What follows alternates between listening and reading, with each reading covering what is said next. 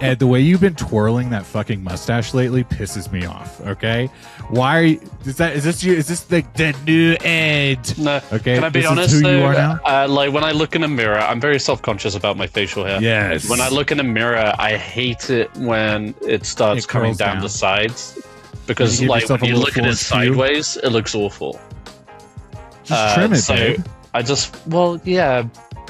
But I didn't do that, so I'm just compensating. There's two things happening. One, it's this like deep-seated insecurity that you have about yourself, but also like you love Hook. You know what I mean? Like, I would never be one of those guys like to twirl it all the way, but you know you're getting there though with your little twirl, your little mustache twirl. Just keep it up. Do you have a mustache gel or whatever it's called? No, I have like a beard cream, but what the fuck? Why would you rub in your chin? You're literally. I don't have like I don't have like a wax or anything. A wax. It's like a. I don't want to. Do you ever think about just trimming it a little bit? You know, just so that you didn't have to. Just like the edge. Yeah, so but I can't get it too short because then I look fat. But like. So like if I do trim it, it's like above the mouth line right here. And then, around here. I just haven't trimmed in a minute. Do you think mine makes me look fat? Is that what you're saying? No. Not at all. That is not where I was going with that. I just mean, like, for me, that look. And also, it, like, starts going into my mouth a lot. Yeah. Sick. So I do try and keep... try to keep it, taste out of you were it. Drinking. Yeah. What was I eating last night?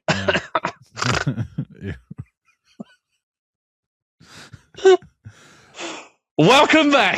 There it is. To Punch Drunk Nerd. Episode 200. Oh my god, 200 episodes. We did it, y'all.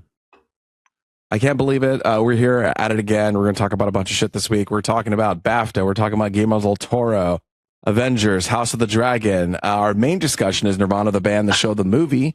And then we're going to talk about what we're into, a couple different things, maybe another secret show from Ed. But before we begin, my name is Luis Gonzalez, and with me is Miguel Sanchez and Ed Bull. Fuck, dude, 200 episodes. 200? Yeah, what? You over it yet?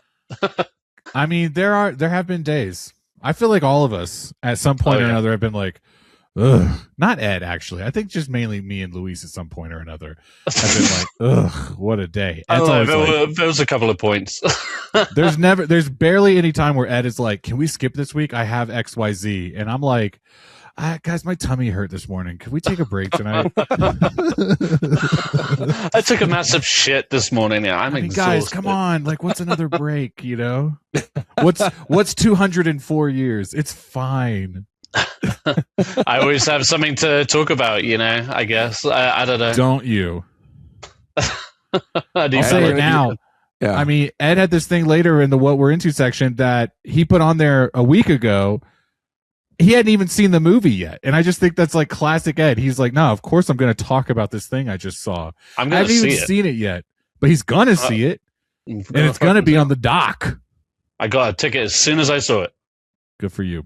Good for you, babe. Speaking of the doc, I mean, like, if the audience hasn't picked up on it, this is a very Ed-heavy episode yet again. I feel like a lot of these talking points that's been pulling a lot of weight. Courtesy of yours truly. You think I don't like British people? You don't think I like awards? You think I don't like House of the Dragon? You think I don't like what? What are we saying here, Ed? K-pop Demon Hunters. You guys notoriously hate that movie. K-pop Demon Hunters. Yeah, you're right. That's your movie, right? That's what does the K even stand for? Jesus. Whoa. Christ. Okay, we don't want to get canceled. Let's talk about BAFTA real quick, Ed. Let's talk about the I don't even know where that comes from. So really, I'm not trying to get into like like an awards heavy. I'm not trying to like list all the winners. The BAFTAs notoriously will wrong. They like to spread the love a little bit and award British films, which is fine. And speaking of, the best British film went to Hamnet. No, what I took away from it, I guess, is more what I wanted to focus on.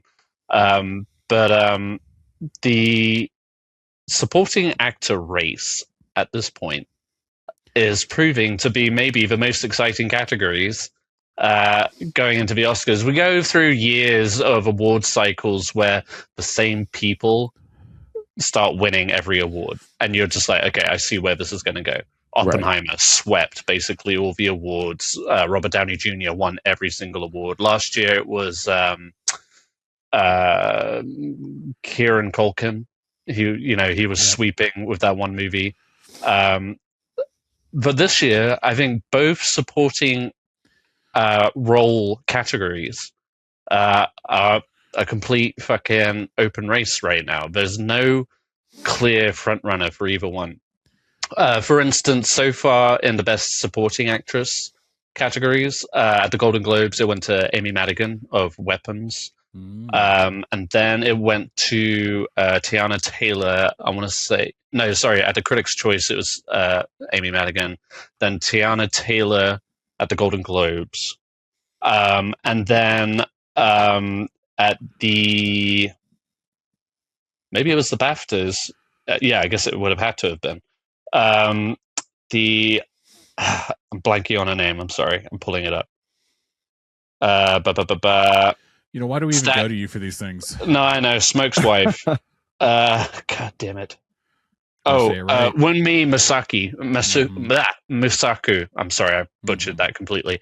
But she just won at the BAFTAs. And she is British, so you have that kind of like British bias. But and then equally with the supporting actors, it just went to Sean Penn at the BAFTAs. Prior to that, it has gone to Jacob Elordi and Stellan Skarsgård for sentimental value. Makes things fun, huh? When it's like a mixed bag. Yeah. Long story short, it's nice to mix things up. Keep us guessing, right? I was kind of thinking, I can't remember what the first award was, that it was like Sean Penn didn't get it right away. And I was like, oh, maybe Sean Penn's just not going to get it this year. He'll be the one that's like, it didn't come to him. But I'm glad something did, because I think Lockjaw was such a fascinating character. And especially for me, like, I'm not a big like Sean Penn head or whatever. And I think anybody is. Come on, man. That was right there. That was good. But this was such a good role. I love when you kind of stop seeing the actor in the role, right? And the character kind of takes over in such a really fun way that you just can't help but call him like Lockjaw. You know what I mean? Like, it kind of became an iconic name right away. So I'm glad he got a little bit of recognition. If he doesn't win the Oscar, someone has said like, "Hey, no, trust me, this was a good role." Right? Yeah. It spices it up a little bit. But like Sean Penn, that is one of the roles that most people came away talking about for that movie, as well as, Benicio del Toro. And there's an argument to be made that maybe Benicio del Toro and Sean Penn in the same category are splitting the vote, as it were. But I don't know. You say that, and then Sean Penn won just this weekend, so we'll have to see. But that was Academy says Benicio del Toro won. One. Sean Penn? Only nominated? Two. Yeah. No, Benicio del Toro has been nominated twice, I think, for Traffic and 21 Grams. Ooh. And That's been a while. That's been a long time. He should have been nominated for Sicario. People were talking about that at the time, but that didn't happen. You know what? That's one of those, like, it's like the people's Oscar. You know what I mean? Like, people fucking love that role, dude. Exactly. It's like, that's all right. You didn't get it, but we did. Him and Emily Blunt, they were both. Yeah. That was a good movie. That was an Oscar-winning movie. While we're talking about Sicario, I was on some thread earlier this week where they were talking about Sicario got mentioned, and someone was like, dare I say, Sicario 2 is even better. And I was like, well, I wouldn't say that. I don't know. Dare you not say? Probably even worse. I read it. And I could like. How dare you say? I could feel like Luis like seethe. You know what I mean? Like through the internet. I woke up from my sleep and like someone just created a meme. What? I wasn't aware that any of us had seen it. To be honest, I skipped right over that. Yeah. I absolutely adore Sicario. I think. Currently it's in my top 4 in my letterbox, and so I watched the second one, and with high hopes. Yes, with high hopes, because I loved it so much. And I think no, just a lot of like garbage action, unnecessary dialogue, unnecessary plot.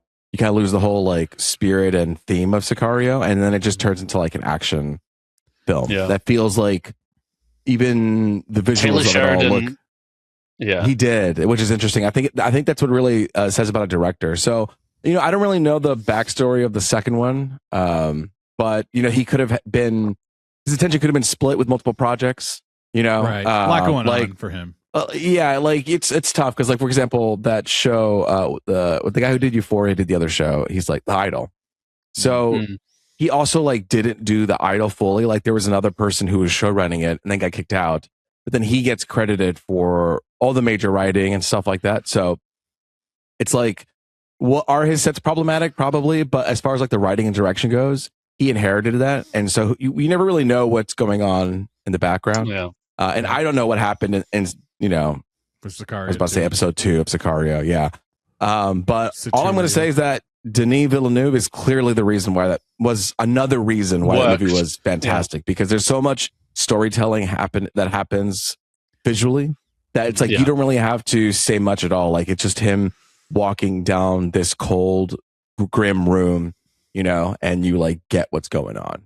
But you're also taking away the neutral POV of Emily Blunt. Yeah, exactly. So now it's just like, we're badasses. Right, exactly. Yeah. And that's what it felt like, is just like, all right, now the adventures of what's his name and this guy.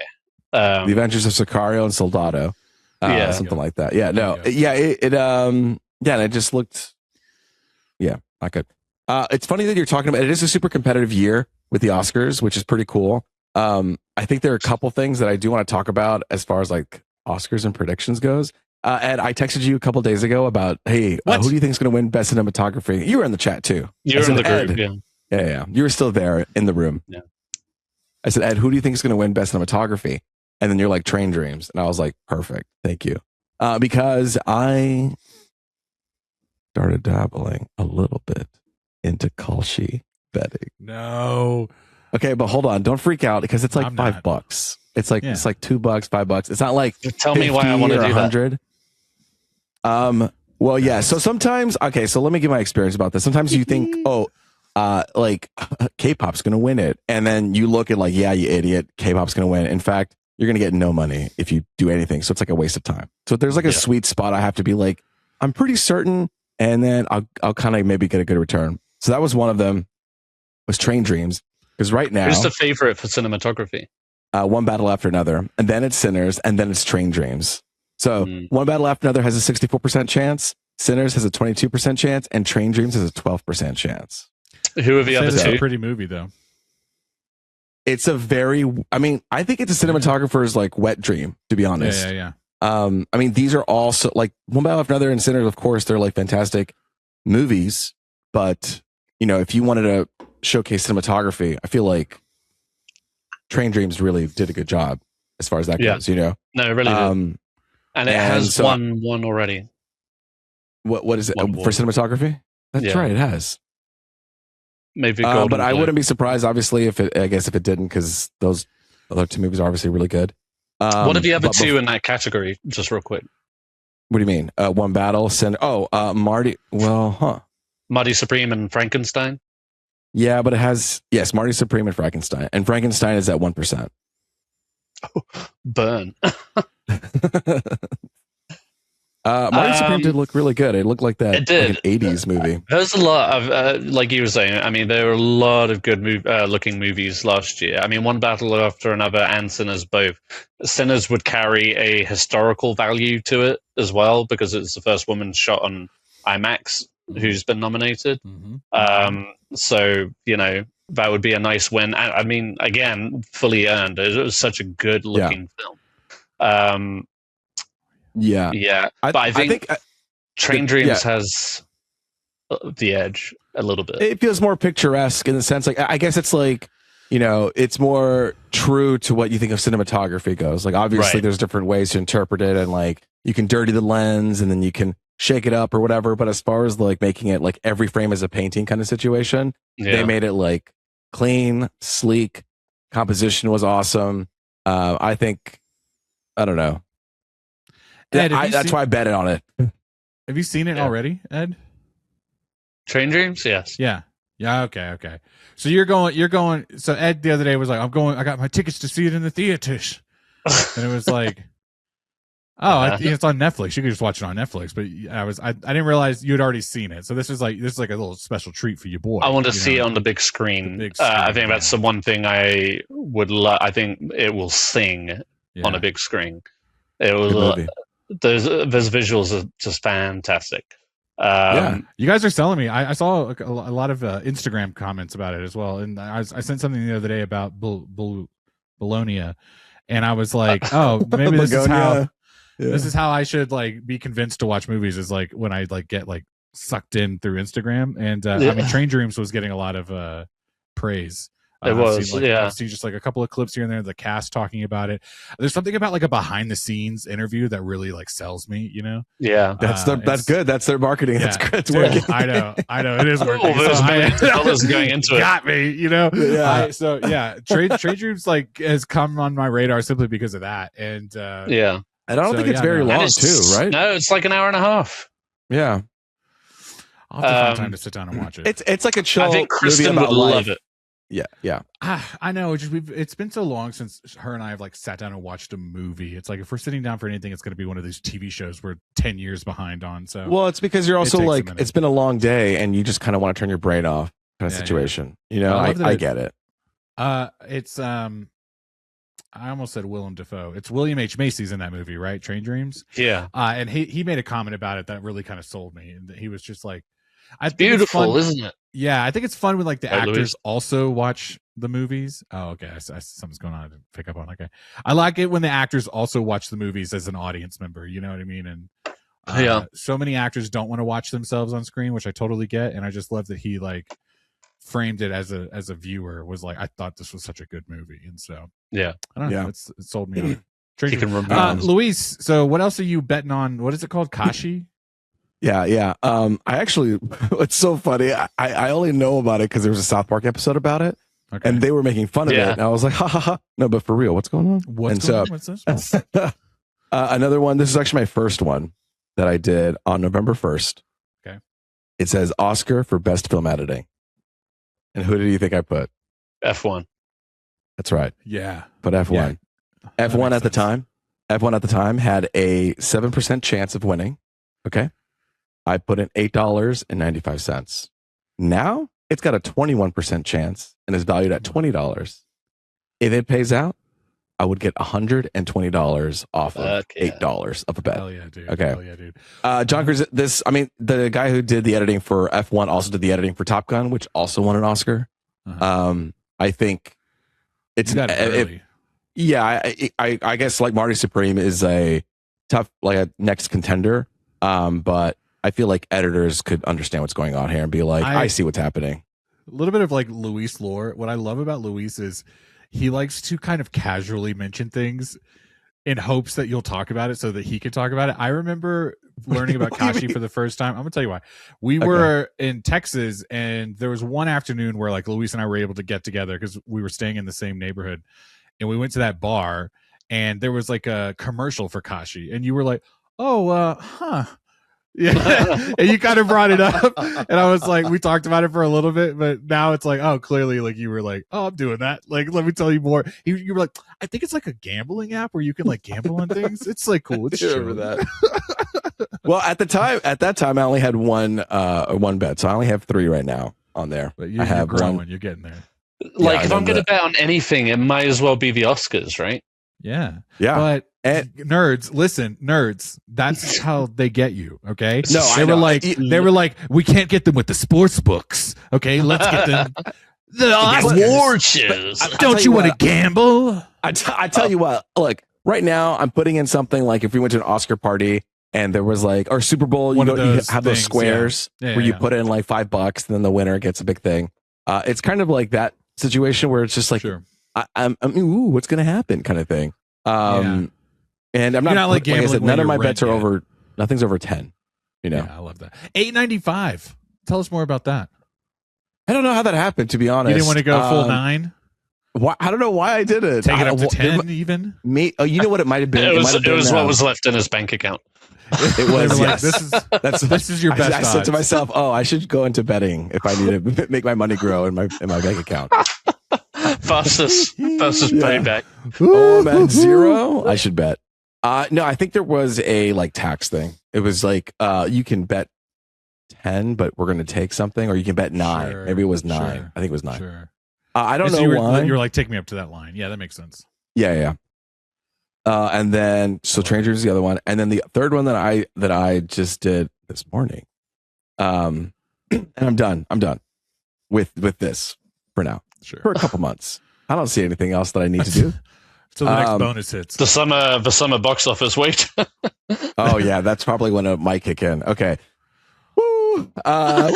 So this one is who will successfully take over Warner Brothers, and right now it's obviously Paramount, Netflix, and none before July 2027. Who do you think is the lead right now? I think it's going to be Netflix, and I think the internet is also kind of like, Paramount desperate much. So yeah, I mean, it would be kind of a shock. I don't think one is better than the other, frankly. No. But if you had to guess the bet, Paramount, Netflix, or none before July 2027. Out of those three, I would still say Netflix. I think. I mean, Netflix had the deal basically locked and sealed. So I feel like Warner Brothers is like doing its last due diligence with Paramount one more time, and then it's going to Disney's about to swoop in left field. That's what does Sigma say? Surprisingly, it's 55% Paramount. Wow, that would be surprising. Only because that's where the conversation is leaning right now, right? Because they just opened up. They're like, okay, fine, we'll listen to you. We'll open it up for a certain amount of time, and then when you're done, you're done. We're not going to go back to this ever again. And so they have the spotlight. Well, so I looked at it curiously, like, oh, I wonder, just because I also think Netflix as well. And I saw it and I was like, wait a second, 37%. I do think it's going to be Netflix. I think it's going to be Netflix. How much is it going to come out? So I think, what did I put in here? Hold on. Mas.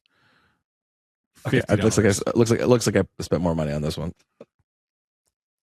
Wait. Let's guess. Okay. Oh, you already heard it. Oh, yeah. I was gonna guess. I think it's 50 something for sure. What is it, Ed? So betting. What do you think? Let's bet on what you think, Luis. Bet. I mean, is it around $50? Is it like $40?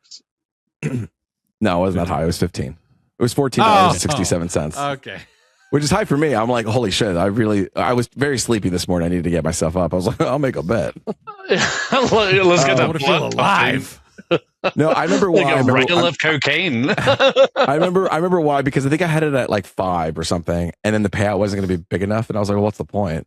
And so it was at 14, and if it pays, how long do they keep this open until like basically the deal is done?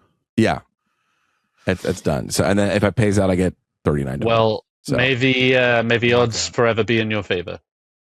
Thank you very much. So we'll see how all that goes. Yeah. I can't wait for the intervention. Like, what's our intervention? You know what I mean? Like, what's all three of our interventions? Like, Luis will be gambling, right? Yeah. Mine's drinking. Okay, I got the classic one. Okay. Yeah. Mine's drinking and movies. Like, Ed, you got to stop going to the theater. No. I'll tell you off the pod what I think it is. Okay, but no, whoa, it'll be a more serious one. Okay. Oh no! I just like, I'm begging you to put the needle down. Okay. Oh, like, I was gonna say porn. Oh, I thought it was something else, a little more wet. No, it's coming soon. Corner. Guillermo del Toro's. Speaking of wetness, Guillermo del Toro's Frankenstein and K-pop Demon Hunters are coming to the Criterion collection. Ed, how do you feel about that, man? You're pretty precious about the Criterion. I am. I half expected Frankenstein to come because they struck a deal for Pinocchio to be in the Criterion channel. Struck a deal. And the Irishman. How do you get in the Criterion, Ed? Is it a deal that you just struck, or is it something where you have to honorably get it? It's like a panel of judges. Agents and managers. I think there's a partial element to, especially if Netflix is involved, it's a deal. Gross. It is. So, actually, to point out, all of Netflix's prestige films, The Irishman, Marriage Story, Pinocchio, Frankenstein, Roma, they have all gone into the Criterion collection. So you tell me that's not a deal. That is interesting. Because some of those I would have been like, that you're just kind of shoehorning them in there, But then some of them I'm like, well, that was really good. The Irishman, clearly. Yeah, and I mean, you want that for those kind of directors, right? I want to say Mank as well, But K-pop Demon Hunters, sure, it is the biggest animated movie of last year. Not in the box office, maybe, but when like Webster is like, here's the word of the year, and it's like slay queen. You're like, yeah. Okay, but I will say.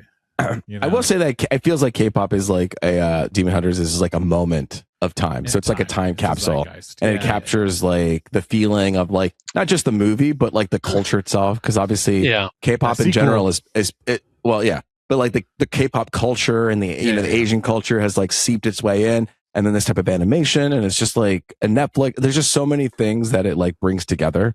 It feels almost like. And if you're ever unsure. Just remind yourself that Armageddon is in the Criterion collection. Yes. Okay, you know how I know? Go ahead. What? No, I know that is I have the Criterion DVD. I was like, what the hell? It was like all silver and nice. Okay, I get the comparison between these two because it's like, Armageddon really was like a cultural moment. Like it had a hold of all of us when that movie came out, So I get it. K-pop going in there, It's Frankenstein. I wish I knew. They certainly haven't listened to my request about, I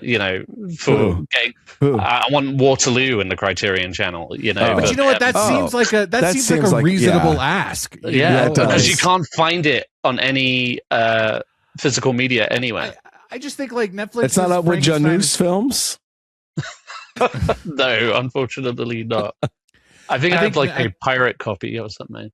But the Frankenstein, it's too new, it's too fresh, it's too like of the now, you know what I mean? But not in the same way that K-pop. K-pop, we've been talking about it for a year. Like Frankenstein is relatively new, so it just seems like, hey man, like wait your turn, like earn your spot, It did. Guillermo del Toro. Sure. I mean, I'm pretty sure all of Guillermo del Toro's movies are in the Criterion collection except for Pacific Rim. And Blade. Hellboy 2. And Hellboys, yes. Come on now. But don't forget. Don't tell me that Hellboy wasn't a part of the moment. You know what I mean? Yeah. We don't talk about Hellboy enough, and like we're always like X-Men, Spider-Man, Blade. These are the first superhero Hellboy. Hellboy was there, baby. That was like how much money do you think Hellboy made? $48 million. $1 billion francs. Okay, I would do worldwide. Fuck it. Worldwide, Hellboy 1 or 2.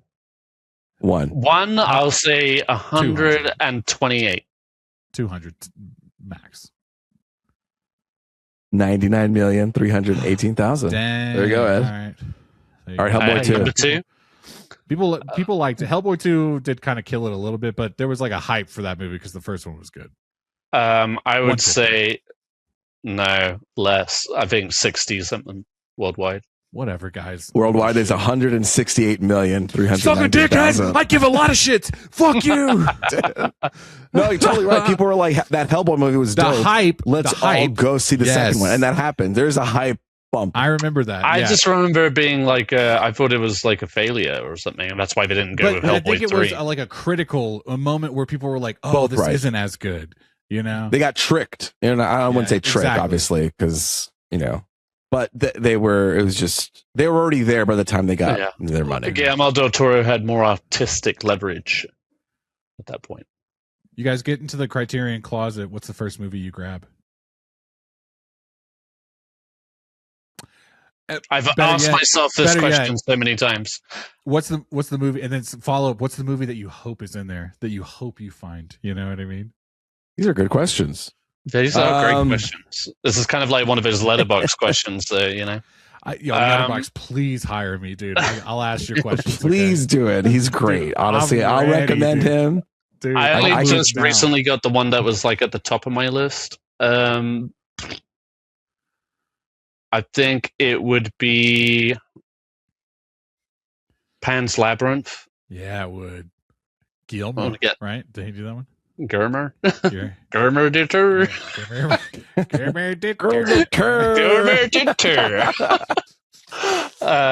And then, yeah, I think that would be the first one. I've been wanting to get that one for a while.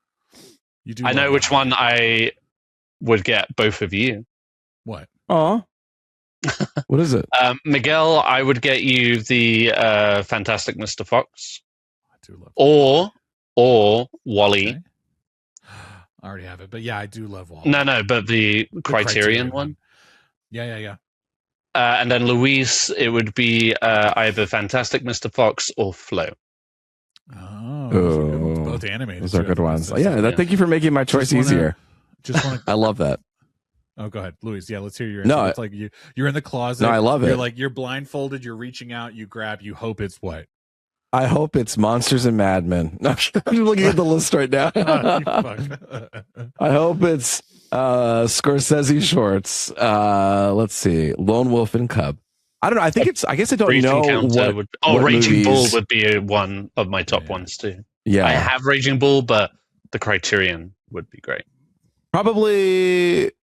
I would probably like a movie that I love or a movie that I want to get. Like I'm at Barnes and Noble's, like, let me get this. A little bit of both. It's like I haven't seen it. You know what I mean? Yeah.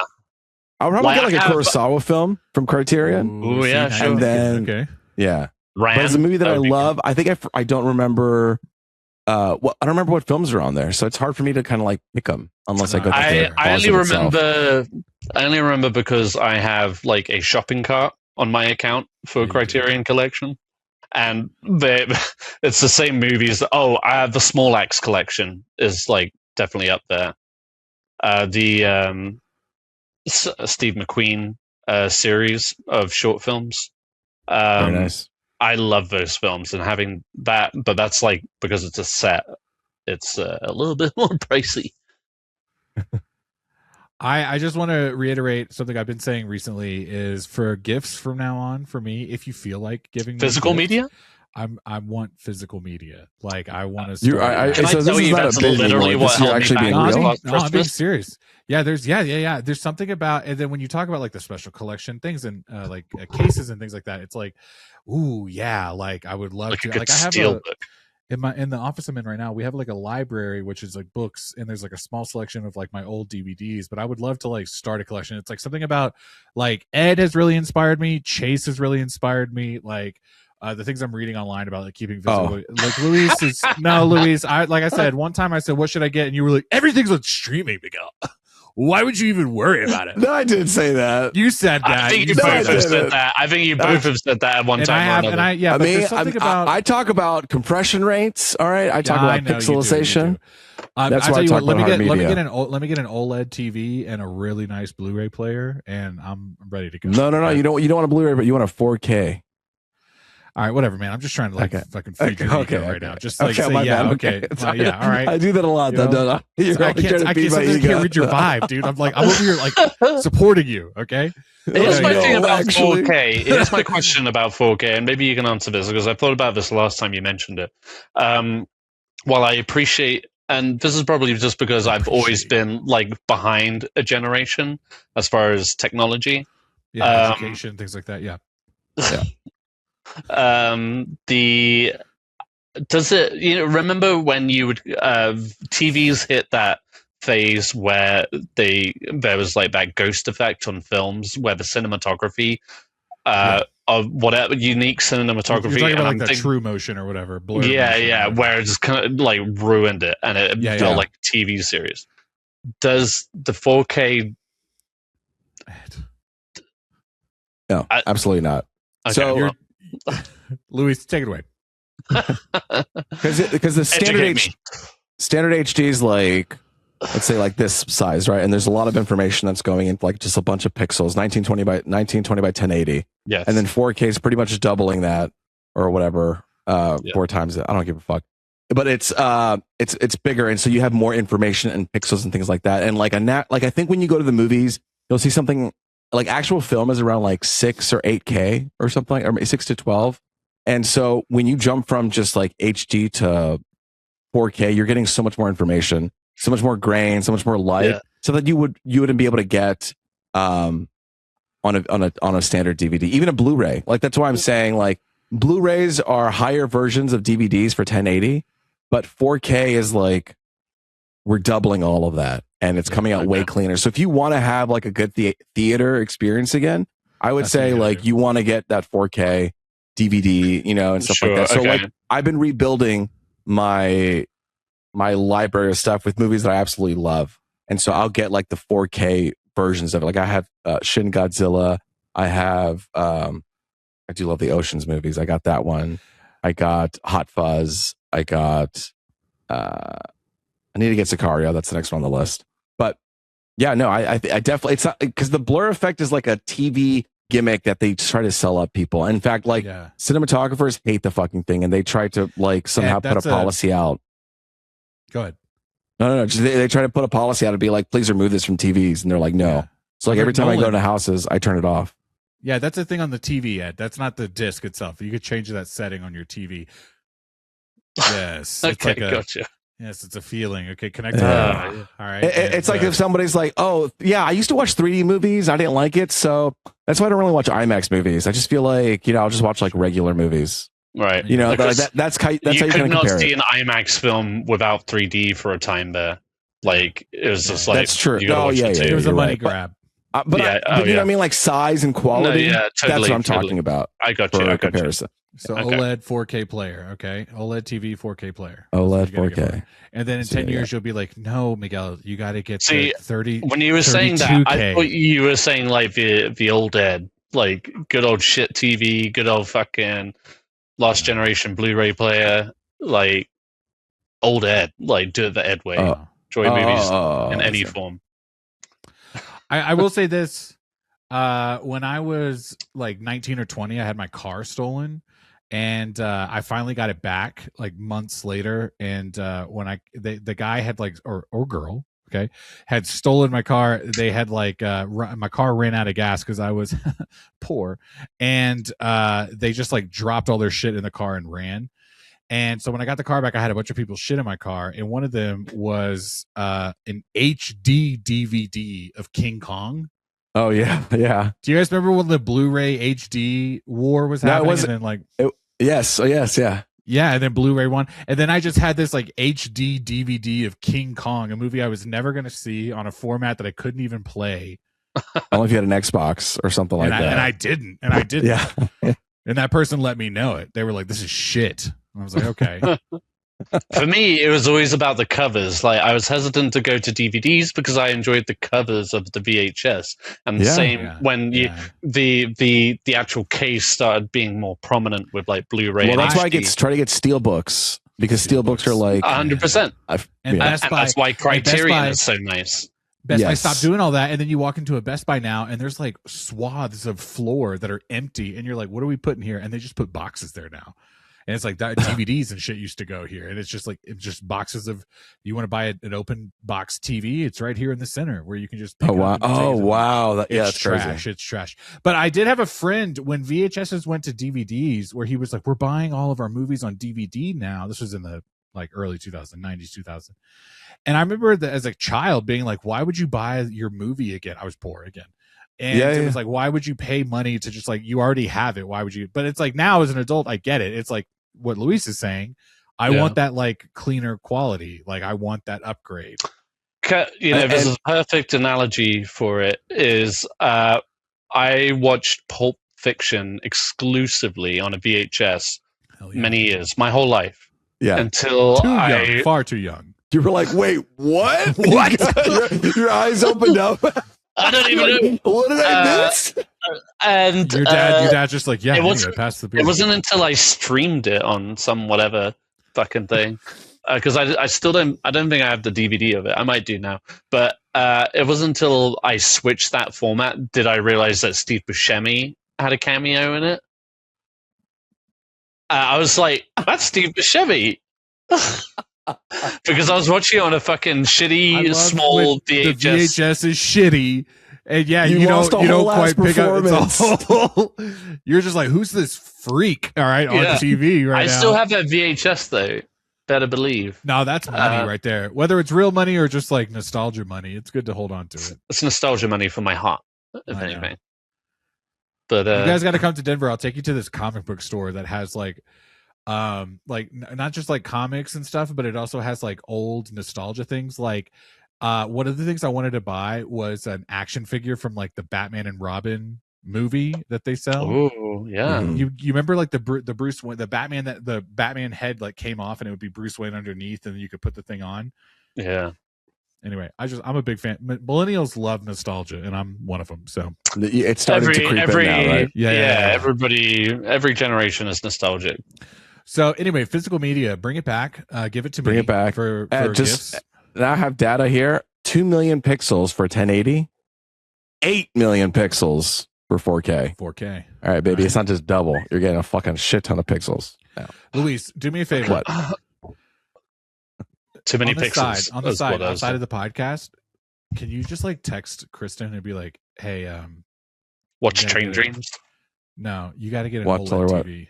Get an OLED TV from Costco. Oh, like okay, you want me to warm it up to her? Yeah. Like really, like for my birthday. Wink, wink. But how can I? Okay. I trust that you'll figure it out. Okay. All right. Well, we're gonna try. All right. All right. What's up next? We were talking about resolutions. Talking about resolutions. The biggest screen is denying the biggest movie of the year, arguably. The older IMAX said, "No thanks. We don't want Avengers Doomsday. We'll take Doom."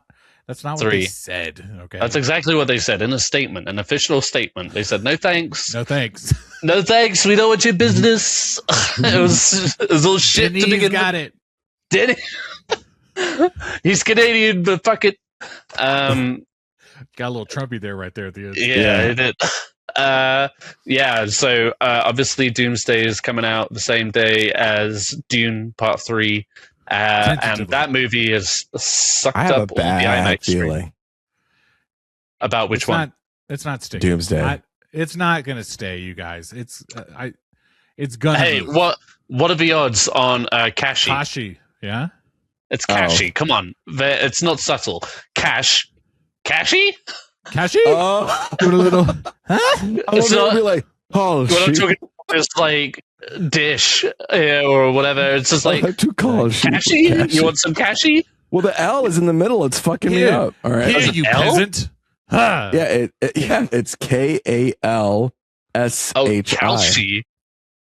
Oh, okay. Well, that you got me fucked up now. Yeah, I thought you were saying cash, like CASH.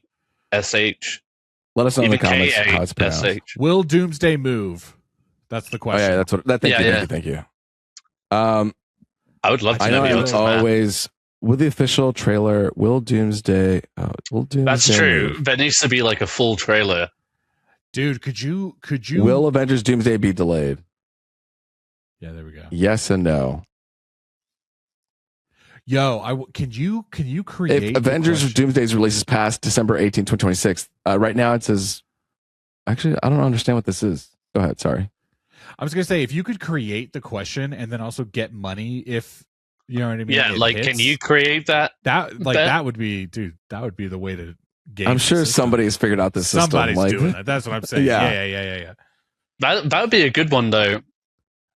I think it's 100% gonna move. That's dude. Okay, so let's say you say it has a. So if I put no, it's not gonna move, and I put $5, the payout is $6. So that means that's what a lot of people believe. If I say it is going to move, then I get paid $17 if I put in $5. I'm just saying. So let's say if I put 50, I get $176 back. $1,000 on it moving. Let's see what happens. Okay, it said slippage. I don't know what that means. That's your why addiction. You're not ready for slipping. gambling. If you don't know what slippage is, no, hang on. If you don't know the lingo, you can't be gambling, okay? I don't know.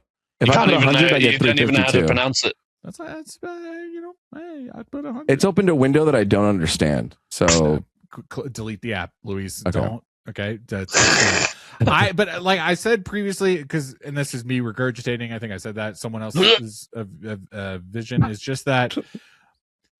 Logistically, monetarily, like Disney has put so much money into this movie, there's no way that they're not going to want to recoup as much of that cost as possible. And if you are blocking out a chunk of time on IMAX screens, premium format, Disney is not going to lose that money. They will take the court of public opinion loss by being like, we're going to move, we're going to delay, which is something that the people on the internet hate.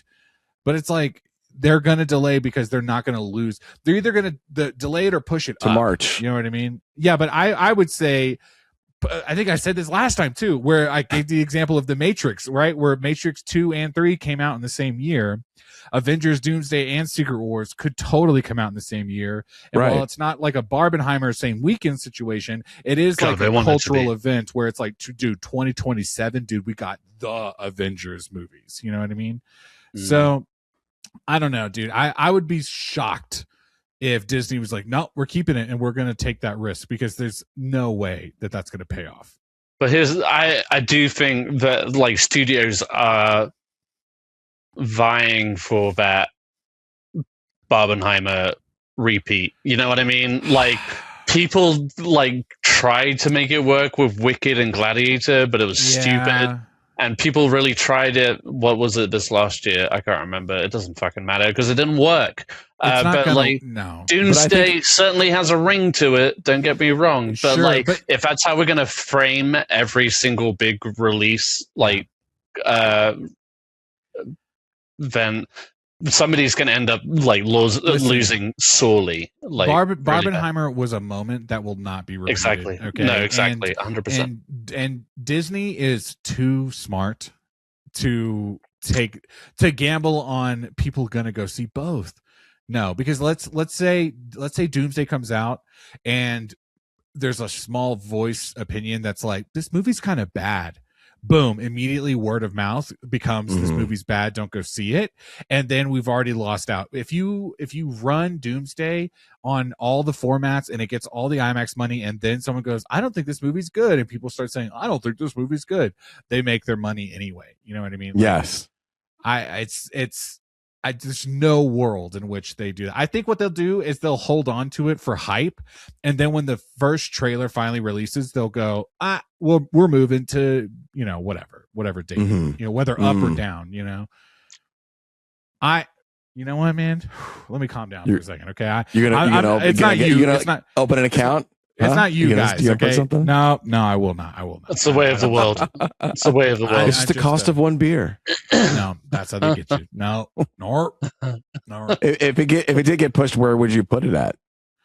Well, someone was saying I think even because if you think about how quick movies go straight to streaming, okay? Now Disney's Doomsday is not going to be that, but I mean, you could argue that like a fall Thanksgiving type release, you know what I mean? Moving it a whole year? Oh, you want to move it up? No, moving it up. You know what I mean? Before Dune, where it's like people could watch Doomsday and then go straight into Dune a week or two later.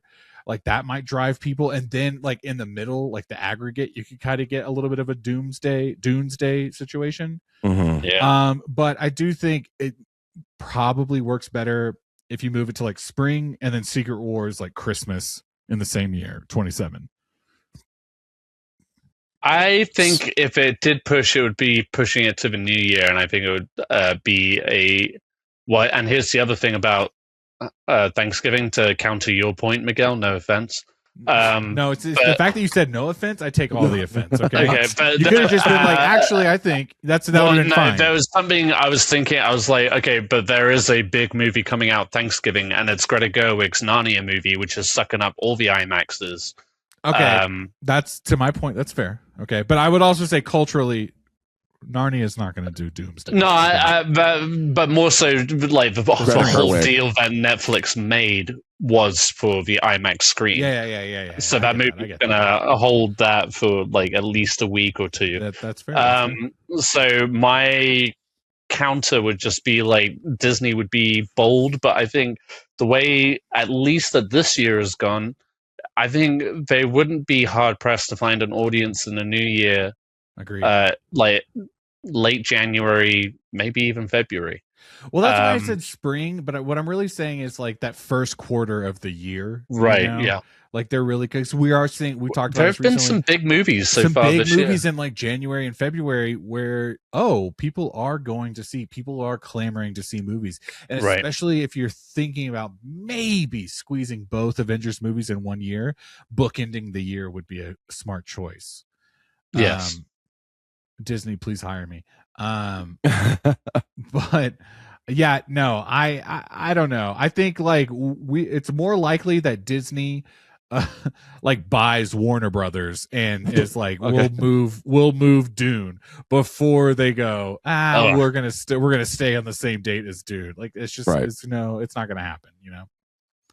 If you think about it, every Dune movie has had to move.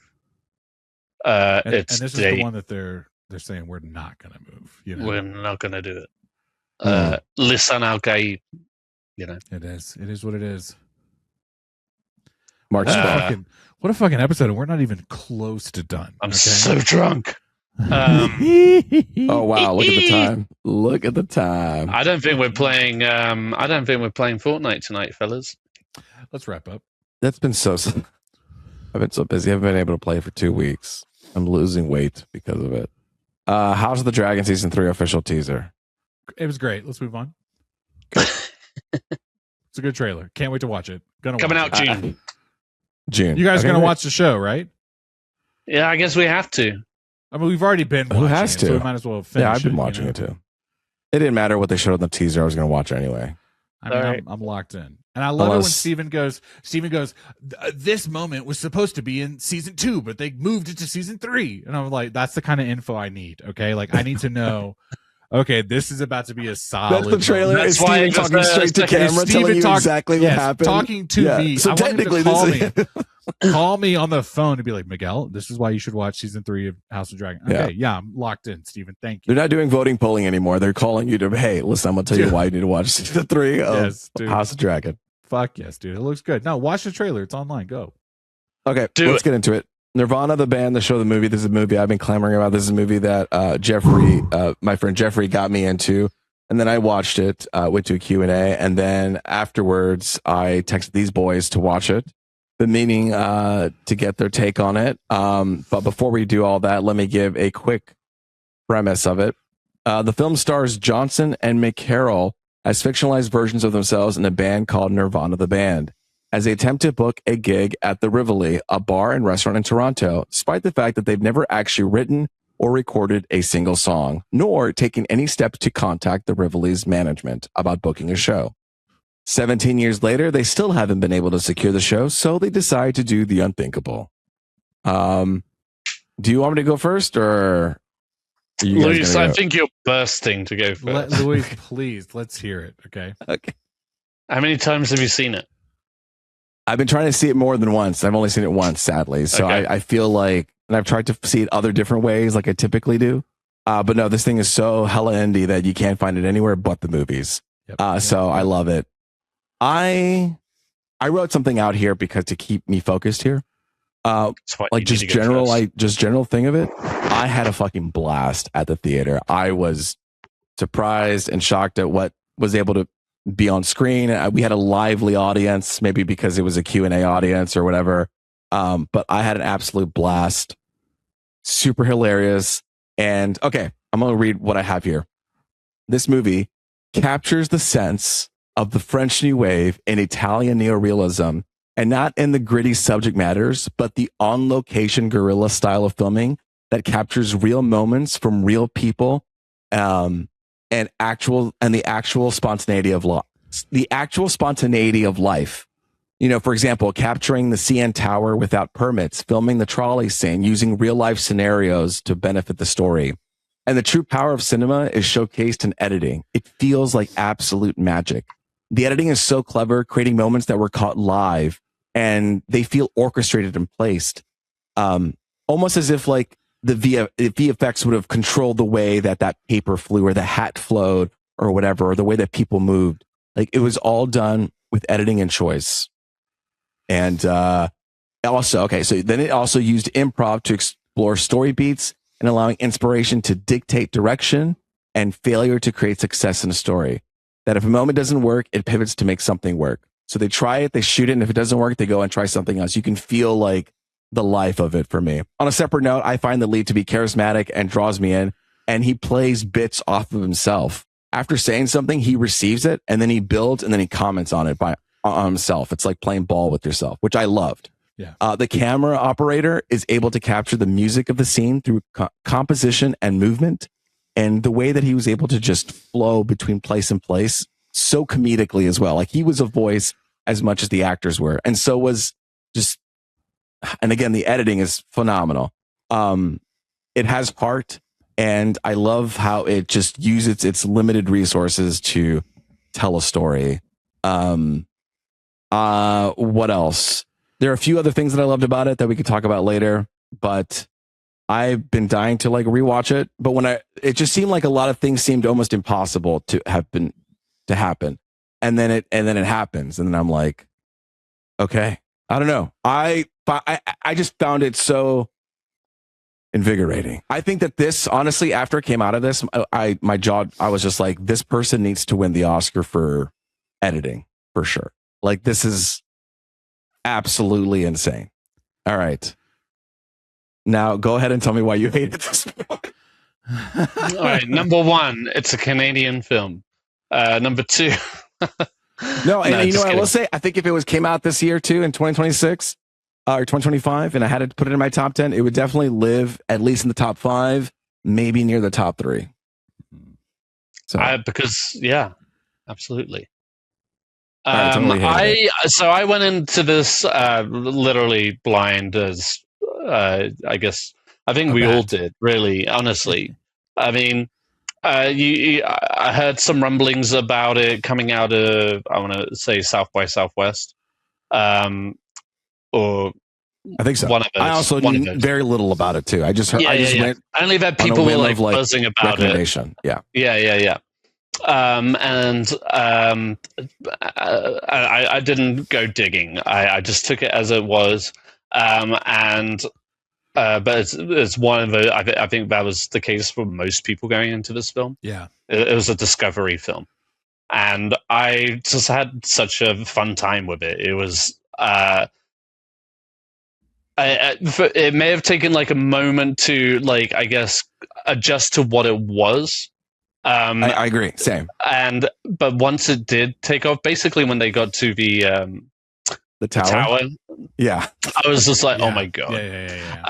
And as somebody who is deathly afraid of heights, this movie is fucking terrifying on two major points in this movie.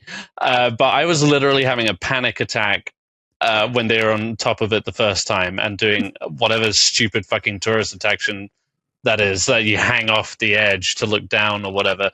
But no, it was surprising. It was funny. It took ideas, but without feeling derivative. Like obviously a lot of it talks about like in the film even Back to the Future and stuff like that.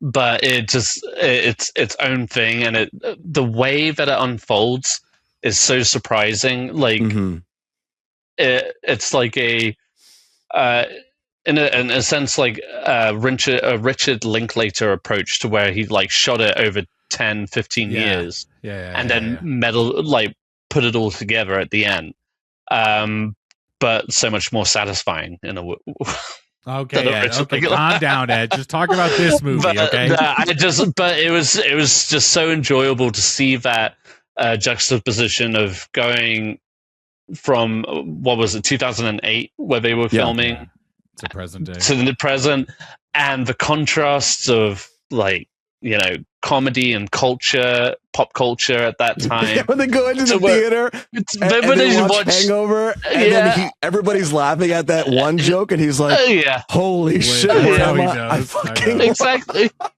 It's brilliant. It's so brilliant. And just like that, but like you were saying, the subtle edits of combining those characters together from past and future is really well done. No VFX. Whilst keeping the stakes all the while, like you're properly invested in the story. And the way it ends too, it doesn't fall into like cliches. Like I was like, okay, so is it going to end with that show at the Rivoli or whatever? But it doesn't do that. You don't know where you don't know. You never know where it's going to go, and that's the fun thing about it. There was one moment where I was very audibly shocked and laughed, and I don't usually do that. And if there's, I think I know. I did too. We'll get into that. Well, I'll get into that, but it's amazing what it was able to pull off for. And this is it's one of those automatic cult favorites, I'm just glad that I, along with some friends, including you guys, were just kind of buzzing from the buzz, just wanting to check this movie out and having a genuine theatrical experience.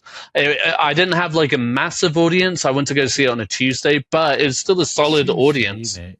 And it was, but no, it was fun, and I know it's such a cliche these days, but it's one of those films where you felt like they don't make it like that anymore. Mm-hmm. Ed, you're speaking my language. I say that all you know the what time, I mean? dude. I feel that way about so many films, but this genuinely just took me back to our high school years or whatever, just a time.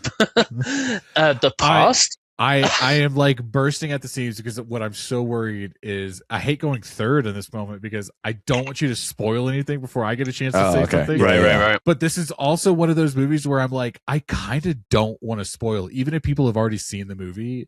It's so much more fun to experience this than it is to talk about it. You know what I mean? Mm-hmm. But I, if I could jump in, I would say that I did also have a great time watching this movie. Like the both of you, I wanted to not go into it.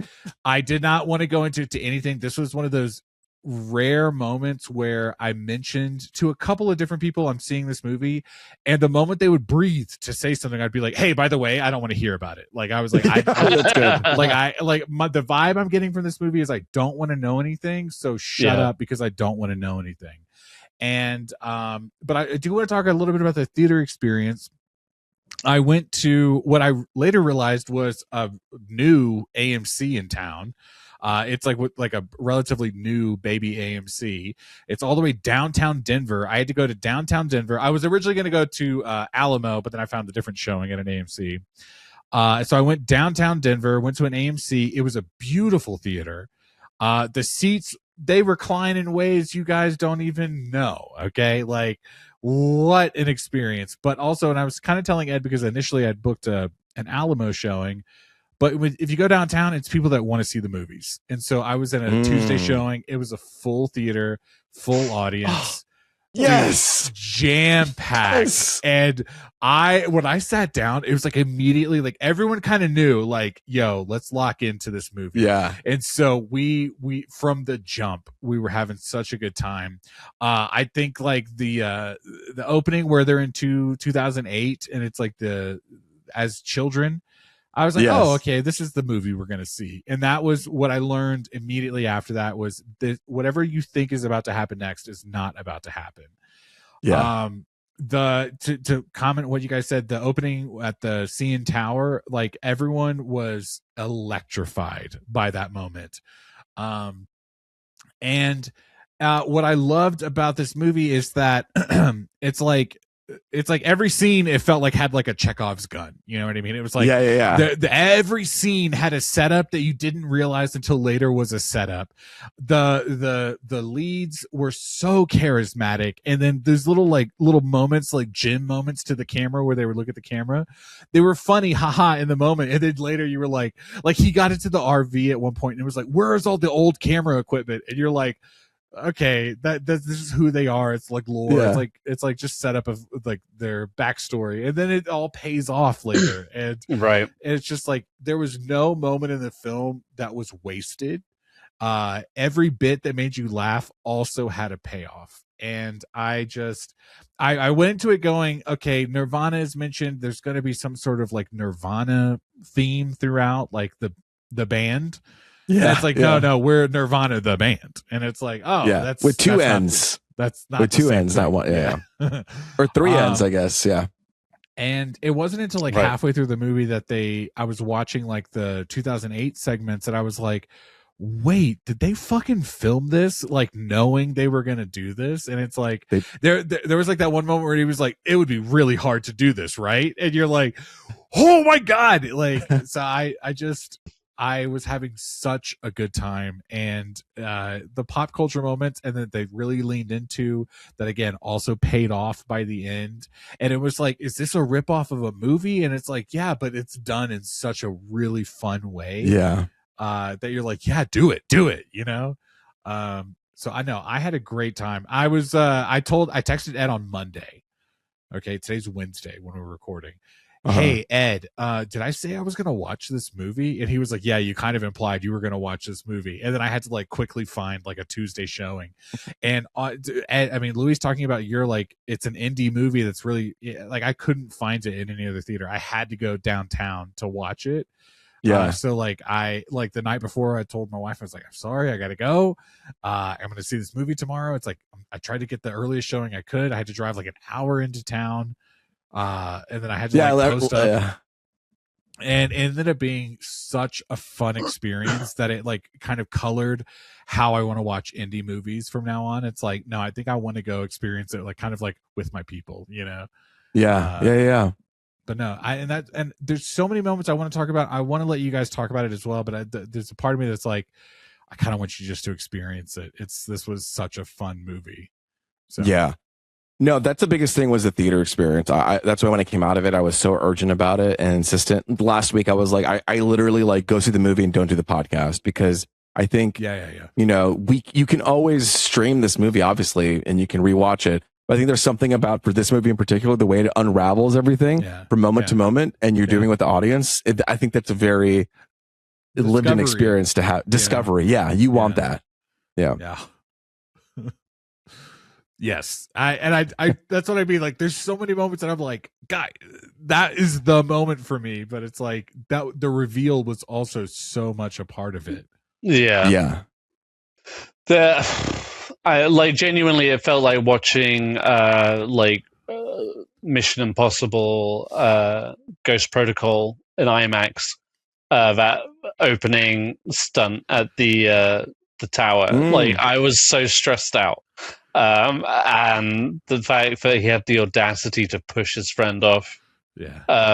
I was just so terrified. And because it's all captured in kind of like that documentary kind of way, it just gives it that like extra level of gritty realism too. You know, you're just like, because when you go that's security footage right there. Like that's what it looked like. They blurred his face, that one guy's face. You know what I mean?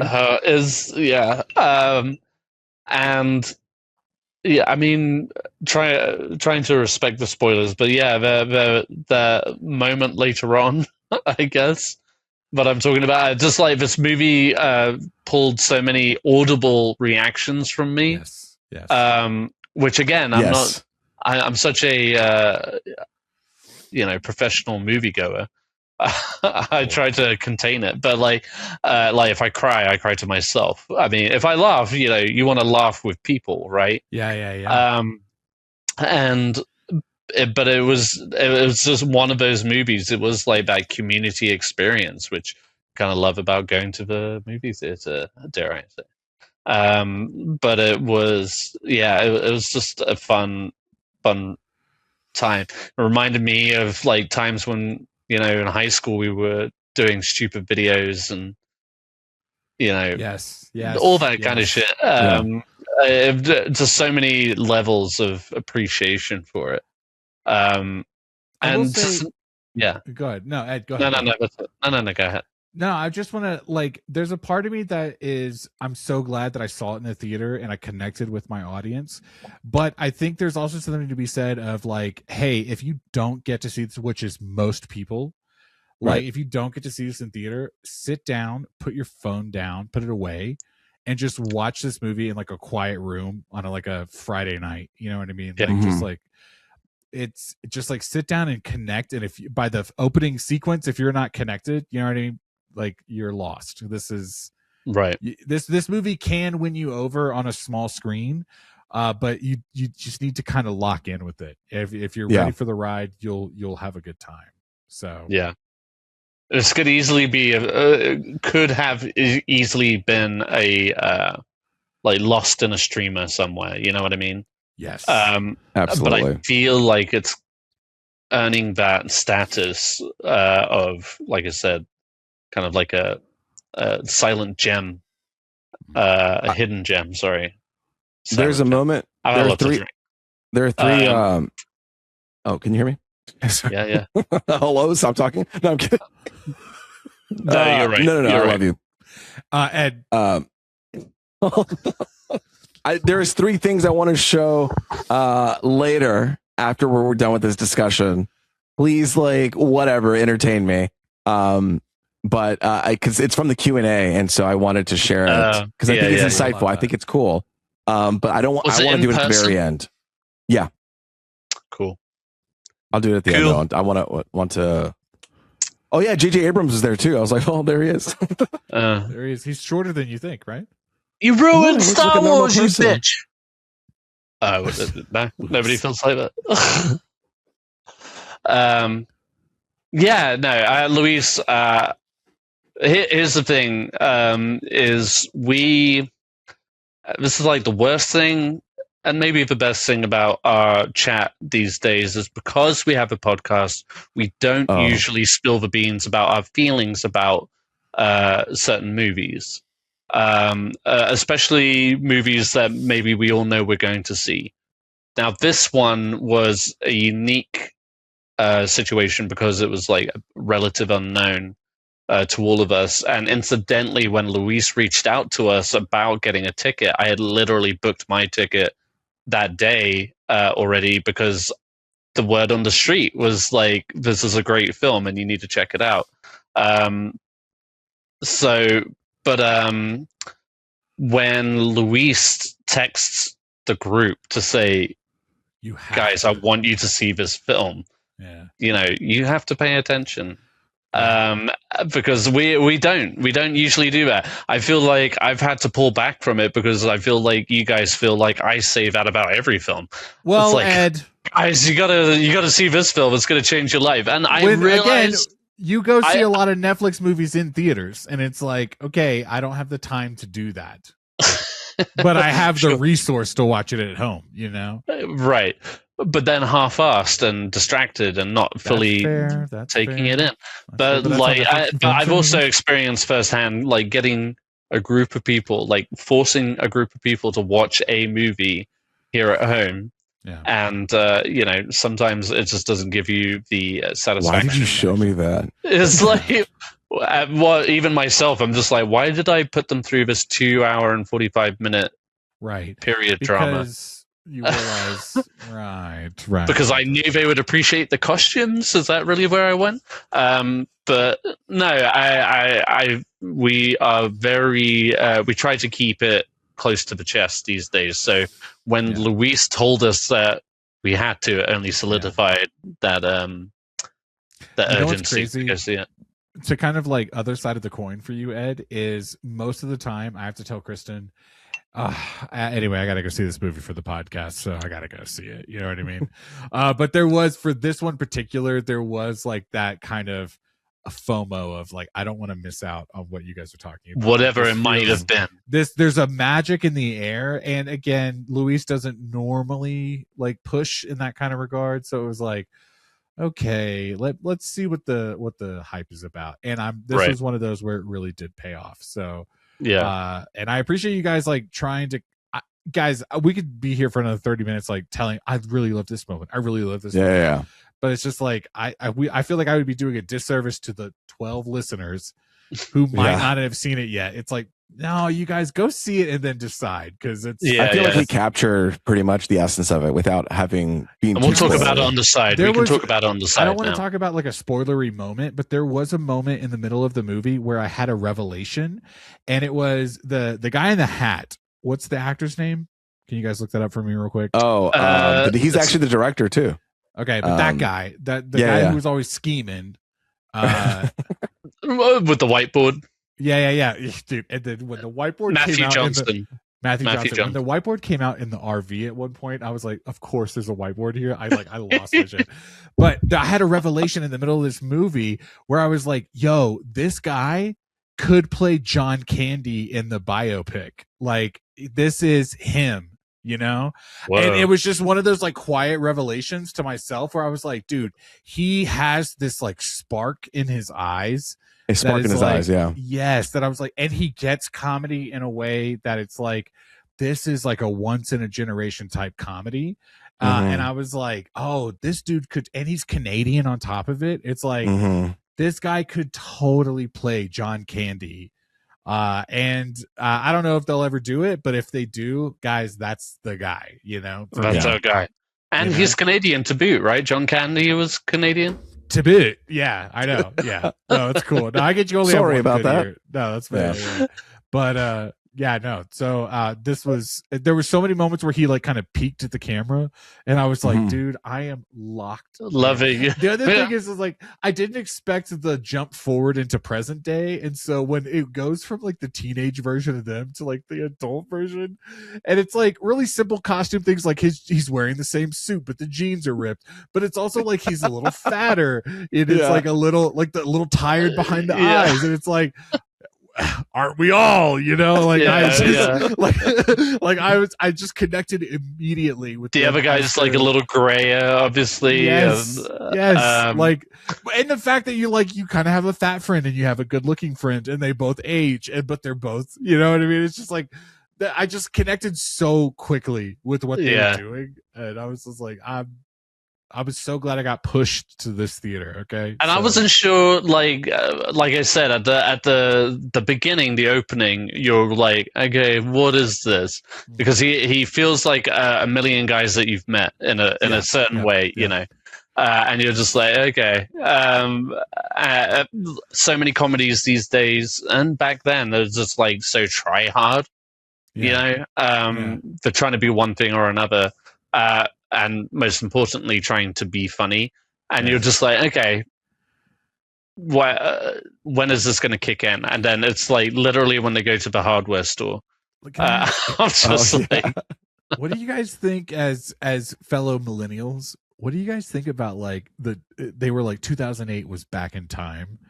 Like, did you guys feel a moment where you were like, oh, kill me now? Like that was like, I remember that like as a teenager, I probably would have thrown that hat and blazer on. You know what I mean? Like, there was a part of it, you know, there was a part of it that was like, and then there's that one moment where they look at like 2008 culture and they're like looking at the outfits of everyone. And I was like, oh my God, dude, that really was like, I remember these people, you know? Yeah. What did you guys feel like? What do you guys feel about like being like an old, you know what I mean? Like being like a genre. I mean, seeing it in that kind of perspective, like imagine if we showed our kids that, Miguel. We were just like, me and Miguel were putting on like Joker and Two-Face makeup to go see The Dark Knight. We've done that. We did that shit at midnight because it was fucking cool. And you know what? People took pictures with us. It is, you know, the cell phones and lack thereof or whatever. I mean, it was just funny. I've just like very, I don't know, like, didn't make me sad, but it was just like, man, the waves of comedy that we've had to go through, you know what I mean, or phases of comedy, eras of comedy. You know, like this harkens back to like Borat. I know a lot of people kind of said it's kind of Borat. I think like Borat is obviously more deliberately mockumentarian, whereas this is kind of like a documentary-esque, but like there's a story structure to it. Yeah, exactly. Like there's actually like a point and a plot to go on. A little bit of a heart to it as well too. Like it's still kind of obeying 100%. some of the movie rules, but also being loose and free. That it pulls off so nicely at the end, and it, without having to like connect to our previous setup, like to find that thread naturally through 20 years. You know what I mean? Yeah. Okay. Damn. Sorry, I just ate my cherry. Pop it, baby. It's all good. Okay. Fucking movie. Can I play these clips? Sorry. Okay. No, it's okay. This is me geeking out. Okay, so like you can yawn, you can look away if you want. I'm just gonna get my. You can do whatever you want. You can be disinterested. But a little bit more in depth convo from Cool Points. So this one was, I think I titled it "Editing Magic." Oh wait, I have to put it in live version. If you've never seen any of my films before, I'm making movies for editors. And by that I mean, I think that feature filmmaking, the way that my friends and I do it, is an editor's medium first and foremost. In the same way that like television is kind of a writer's medium or an actor's medium, we are trying to use editing to do things that you can only do in the feature film space. And for me, I don't know if you guys agree, but like we were trying to figure out how to have a movie that shows off editing as a special effect. And so that entire sequence where we're kind of going back and forth between 2008 and 2025, and specifically the scene of us in the apartment when the old us is talking with the young us, that entire sequence has 0 VFX. There's no special effects in that entire, I think, 10 minutes. So that's just an editing exercise for them, where they went through 100 hours of footage that we shot when we were kids, wrote a story based on clips they selected, and then told us what they wanted us to shoot in a stage that we rebuilt to match that apartment. So all you're watching is basically them saying, okay, now Matt, you say whatever what you think about Russell Peters. And so we're just improvising, and they're cleverly cutting it back and forth. And then can I? Go for it. Perfect. Love that. Can I just say I'm disappointed he wasn't wearing the hat? You know. I got another clip again, that talks about it some more, but keep going. Just the magic of being able to say, we have this footage and now we're going to craft the story. That makes a little more sense, because it's like if you go the other direction where it's like, well, as our 18-year-old selves, we thought in 20 years we'll make this movie, and it's like, yeah, you have a little more to work with, a little more flexibility, and then to be able to improvise based on that dialogue as you're watching it, which is, I don't want to demean what he's saying, but which is also kind of like how like TikTok culture has really taken off. It's like you're really doing a lot of like filming this one thing, and then you see a lot of like people with their AirPods in and responding to the thing. And so it's like it's a really like of the now way of like making content. And the fact that he's like, no, this is how we want to play with it in like the feature film space. I was like, yeah, dude, I love that. It's like a clear creative, not a content creator, but a creative, you know? Yeah. Mm-hmm. And that scene he was describing, the one in the apartment, was so... And I mean, there's another moment on the street, too, where they see their past selves. That's the next clip. That's what the next clip's going to talk about, too. Well, I won't get into it. Okay. Yeah, go ahead. But then it was so fun when you would see something that was perfect, like when the young Matt and Jay are walking and they say, those guys look like us, and the camera like whips over, and you're like, well, you can just hide a cut right there. When Bobby first showed me that clip, because it's very early days, like when we were just kind of coming up with the story, that clip is just one uninterrupted take of me saying, you know what, I think things are going to work out okay for us, to us then walking down Queen Street, seeing something and being like, does that guy look like me? And then Jay going, that guy looks like me. And that one little strip of video, we built the whole story around. because we realized, okay, so then they must be seeing the old version of us. Okay, so then why are we on Queen Street? Maybe because we need something from them.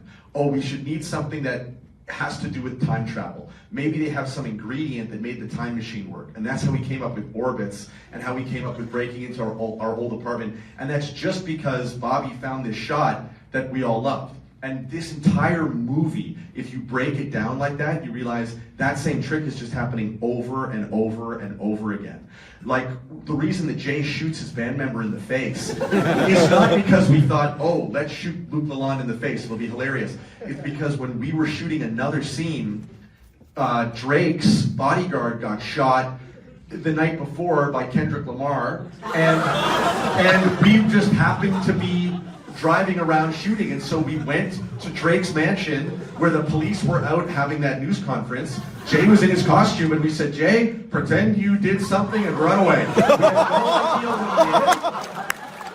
And then when we got home, Bobby cut the footage together and mixed it with the CP24 news broadcast. And when we watched it, we were like, this is the funniest thing we've ever seen in our lives. It's like Jay really did something. And it clearly led to a death or something. So Jay, who do you think you shot? And he was like, well, maybe I shot somebody from my band. And we're like, okay, great. So that means you need to have a band, which means you need to have written a song. And so you can see, like, that thing just happens over and over and over again, where we get lucky and then make it seem like we thought about it. That's awesome. Yeah, that was crazy to hear that he did that. I mean, that was like another thing. I have one more clip, but there's one more tidbit that I wanted to share that I found. Let me look it up. Hopefully Miguel is okay over there with the background dropping. So obviously the shooting thing happened with Drake and Kendrick Lamar, but there was also a stunt involving a trolley was filmed on the same day as a Taylor Swift concert in Toronto. Johnson stated, when we're doing things in public, it's not so much that we might get arrested. It's more about the efficiency of trying to shoot something. So they planned it around the same day as a Taylor Swift concert, meaning there's so much more chaos in the city. You know, they were doing, so they planned everything around these events, which I found to be very interesting. Yeah. And yeah, I can just go to this next one. Miguel, are you okay over there? Can you hear me?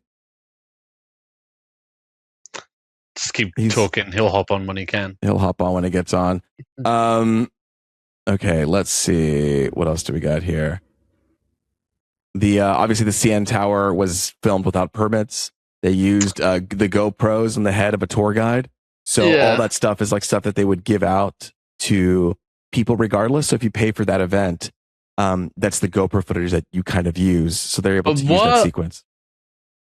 They didn't actually jump off of it, right? No, no, Ed, they didn't. What I can say, there's a clear shot where you can see them like cut to a green screen of them like jumping. Yeah, there is, and I'll send something off the podcast to you guys about it. It actually will break it down more into detail, but I'm not allowed to say. Like, was so petrified in that moment. Just like, obviously they nailed it on the head. I was just like, yeah, like the fact that it happened, it was like watching one of those like murder documentaries where like you see the actor, like you see the suspect dropping like the murder weapon or something, and it just like happens, and you're the guy. Who is the other guy? I'm sorry, I'm going to pull it up. No, and he's an actual like he has like an album and everything. Jamie Carroll. Yeah, Jamie Carroll. He the look on his face is just so, he's just like, oh my god, I'm untethered right now. And I would be crying. I would be so upset. If either of you ever did that to me, I'd fucking kill you. I would push you off before you could push me off. Whoa. Okay. All right. Well, I promise I'll never do that. And sorry, I'm having technical difficulties. My fucking backdrop fell. But there was a moment where when they walked out on the tower on the edge where I was like, I think I would do this. This seems kind of fun. like they're on harnesses, they have this thing, like this seems cool. But then he like so casually cuts the clips, you know what I mean? And when So that casually. happened, I was like, the fact that seems so easy, I would throw up, you know what I mean? Yeah, That was, everyone was And on I the mean edge that of whole their seats. banter about would it cut through that Right, with and then that it the did. hardware store? And he's just like, man, I just wouldn't recommend it. Yeah. But yeah, it's great. But now we are getting into spoilers, so Right. What a movie! I'm so glad you got to enjoy that Q&A. That seemed like I have one it was more. a lot of fun. Please, one more. Oh, It's very short. It's not no, well, go for it. Sorry, I didn't realize. And this one's like more about process and motivation. So there we go. And it's the last. I wanted to make a movie was my motivation. We have this philosophy where we say, because movies like this you can't write, like you can't. It's obviously because we're shooting in the real world, it's impossible. But we view shooting like production as writing and reshooting as our production. And so if there's anybody who makes movies out there, like that is our philosophy. That we go out, we shot this movie for 200 days. And yes, and the first 100 days was just us working out the story on camera live in the real world. And the next 100 days was us actually shooting the movie. I say this to film students all the time. The barrier to entry is you. Like, you need to overcome your own insecurity about going out and doing it, because that's your number one enemy. And by a factor of about 100. And of course, there's going to be all kinds of things that get in your way. Making movies is impossible, but giving yourself permission to do it is far and away the most difficult and the first step. And we were lucky. The whole reason this movie looks like shit and we use this aesthetic that is so low stakes, where we can talk about it like, oh, we failed, is because we're building in a psychological backstop for ourselves to go out and do things that are difficult, because we know they're going to go wrong. Like, we go out and shoot, and when we don't get it, it's not like we're going, oh my God, we're fucked. How are we going to cut that together? At this point, our philosophy is, yeah, we didn't get it today. We'll figure it out tomorrow. And when Bobby calls me and says, yeah, this whole movie didn't work, it hurts for maybe a second, but then we start laughing and going, oh my God, so now what could it be? And that philosophy, although it took years to develop, is really something I wish that we had right from the beginning, because it lets you get over the ego of perfection, of being like the director who's like, no, it's got to be just like it is in my head. And if it's not just like it is in my head, then it's a failure. That, at least for me, is the road to perdition. What you want is a team around you that understands that you admitting, guys, we got this wrong, is a strength, as opposed to this guy doesn't know what he's doing. Because, I mean, I have no idea what I'm doing. You just saw it. Like, this was built like piece by piece by 7 people, like Lego bricks, and we smashed the castle every week and started again. So you'll be fine. So I think the biggest thing I wanted to take away from this is like, movies typically take, like, short movies, like indie movies could be like 20 days to 30 days. He said it took him 200 days to do it. And that's like, over 6 months of days of shooting. And what I kind of love about it is that they were like, they shot this whole thing, this whole scenario, they put it into the edit, and they were like, this doesn't work at all. And so they were like, okay, let's scrap it. Let's not make it happen. That's why when you watch it, it feels very tight and intentional, because everything they're doing, they're, like you said, the first 100 days, they're workshopping it. They're writing it live in person. Say, oh, here's an idea. Instead of just writing it, let's just shoot it, see how it plays out. And the fact that they were so receptive to just kind of pivoting to something new is, I think, super admirable. And then the next 100 days, he said, were just like reshoots, like pickups, where it's like, okay, well, we have to get an insert of this or insert of that or whatever to kind of like, that was like them actually filming the movie. It's like, oh, we have to get this beat and this beat to fill out what we've kind of already shot in between.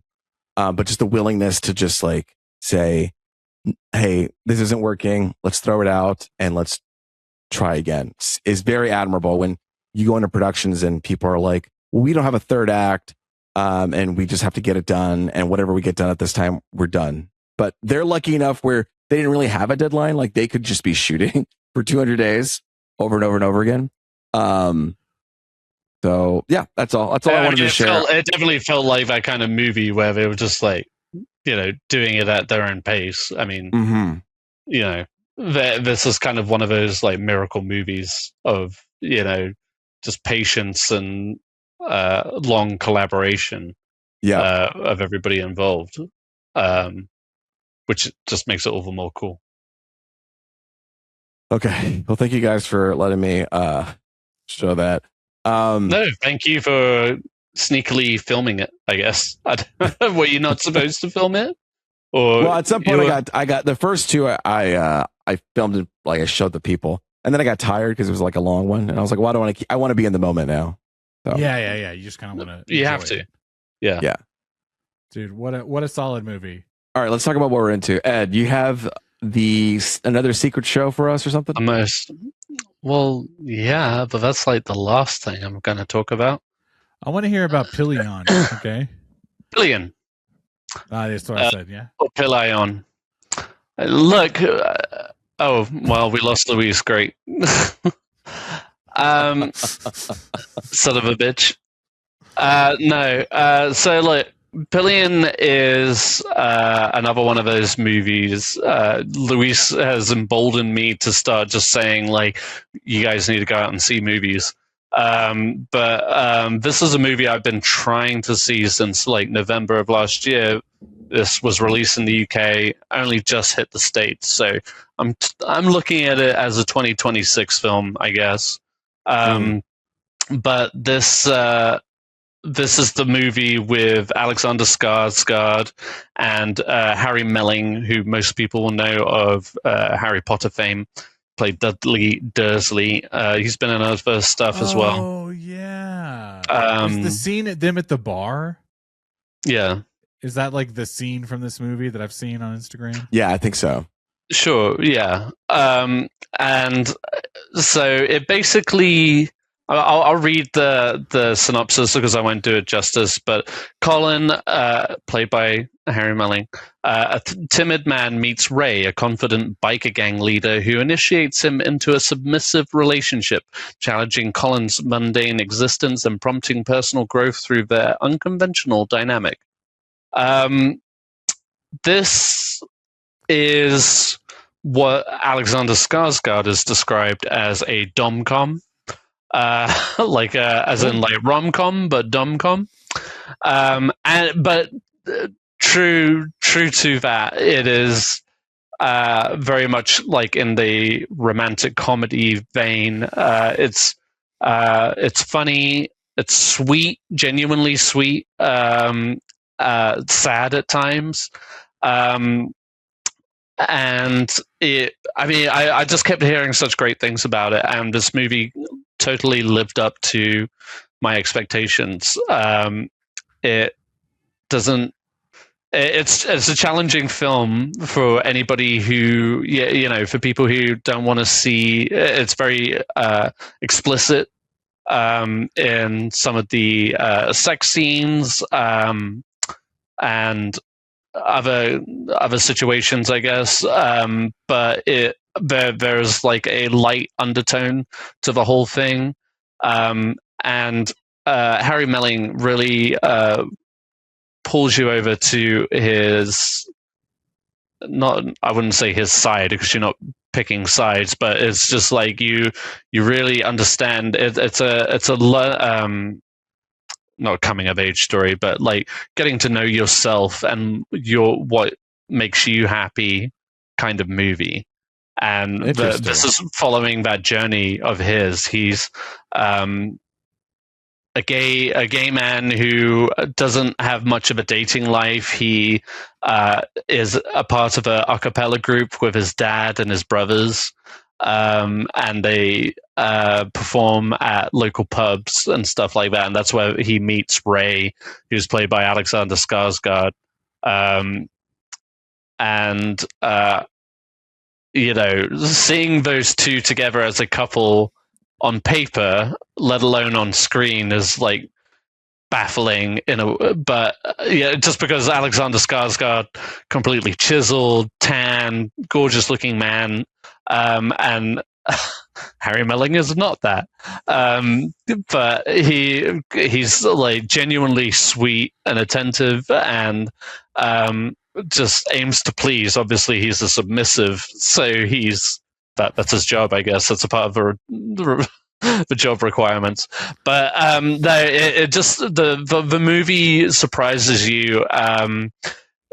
As there's like you can't even call it a meet cute, but just it goes through the motions of a romantic comedy, and but it has its own unique identity to it too. That will like I said, it'll challenge people, but at the same time, it hits all of those emotional resonant notes of just, you know, familiarity as far as like relationships go, and finding validation in your relationships and what you want in a relationship, and while you want to please people, you also want to feel served in that same regard, like getting to meet the parents and stuff like that, which leads to a great dinner scene later on between Harry Melling's parents, like the character's parents, and Ray and all of that. But overall, it was just like, it really was just like a genuine light-hearted romp that was, no pun intended, but it was genuinely fun, genuinely heartfelt, and yeah, just like a good romantic comedy that I would recommend to just about everyone except my mother, I guess. But it's because there's a lot of there is a lot of I wouldn't say a lot, but there is some like nudity involved, but overall it's really focused. It's not trying to be provocative deliberately. It's really just telling this kind of journey of this young man as he explores his sexuality and his relationship. And yeah, I didn't expect it to be as like funny as you said it was. No, genuinely, it's situationally, you know, just and it not even uncomfortable. I mean, it is uncomfortable at times, but deliberately so. But like his jobs, for instance, he's like a parking attendant, so he's like handing out tickets in the parking lot and shit like that.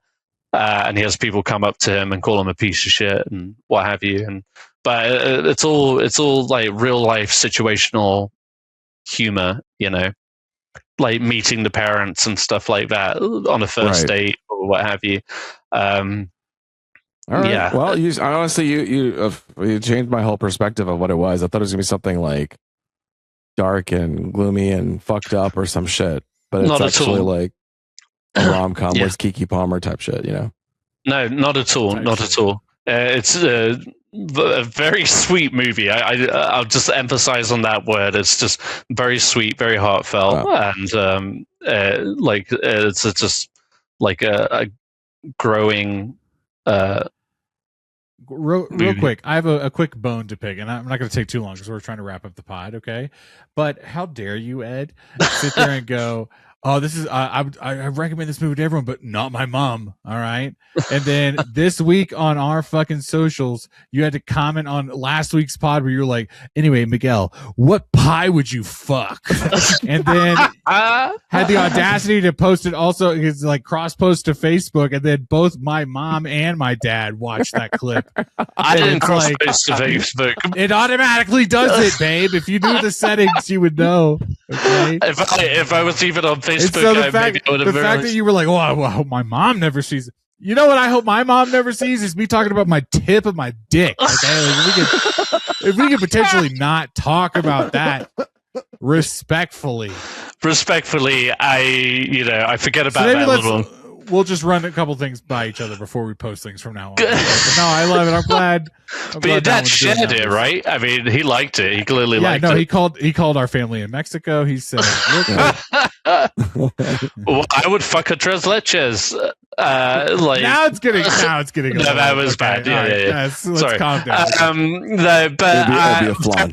enough. And my mum is on Facebook too, so yeah, just so you know that our family, I haven't had that text yet. They're like, oh, well, let me follow the page that they set up because we love our sons and we want them to succeed. And bless them I'm for talking that. Bless about them. the tip of my dick. I mean, the one video that they had to start sharing. Yeah, we don't like that. Okay, sorry. My bad on that one. But also go check out our Instagram and our Facebook for that. That very real. What about TikTok, YouTube Shorts, and Threads? Yes, all the young folks sites. Next we'll teach you how to post to all the platforms. Okay. Good.